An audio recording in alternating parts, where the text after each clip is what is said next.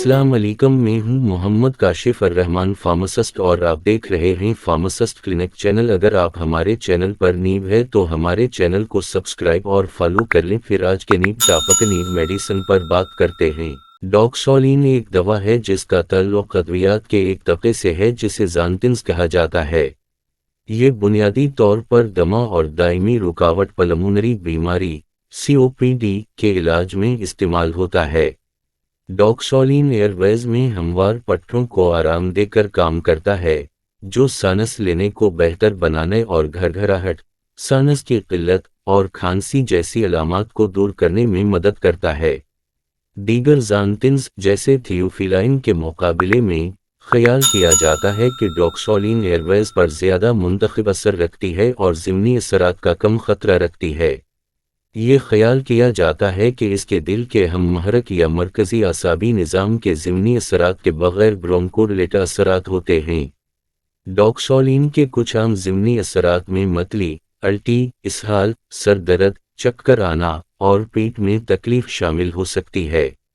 संगीन ज़िमनी असरात नायाब होते हैं, लेकिन इनमें एलर्जिक रद्द-अमल, दिल की बेकायदा धड़कन और दौरे शामिल हो सकते हैं।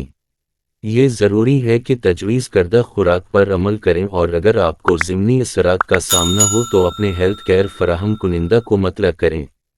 किसी भी दवा की तरह अपने इलाज के तरीक़ाकार को शुरू करने या इसमें कोई तब्दीली करने से पहले सेहत की देखभाल करने वाले पेशावर से मशवरा करना बहुत ज़रूरी है।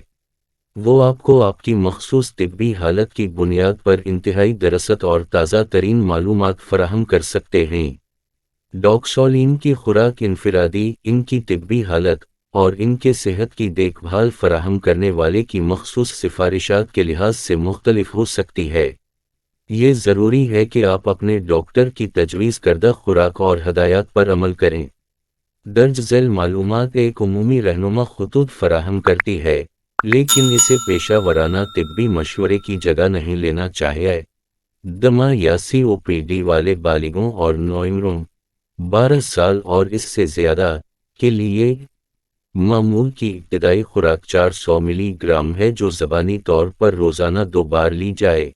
सुबह और शाम रद्द-अमल और इनफिरादी ज़रूरियात पर मुनहसर है।